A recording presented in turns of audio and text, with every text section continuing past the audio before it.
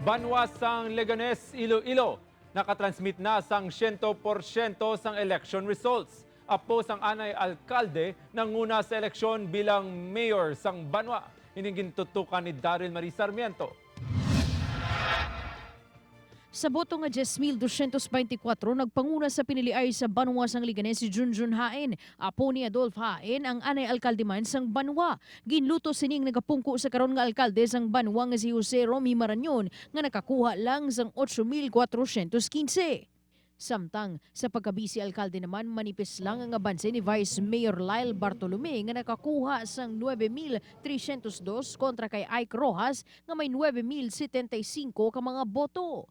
Ang resulta ang ginkalipay kagin pasalamatan man ni Bartolome sa mga butante nga nagpili sa iya. Gindayaw man sini ang kasumpong nga si Ike Rojas nga nakakuha sang 9,075 ka mga boto. Salamat gid sa tanan nga nagsuporta sang Jaen-Bartolome nga grupo. We shall work for a better Leganes. I have to acknowledge that my second cousin, Nong Ike Rojas, was a very worthy opponent.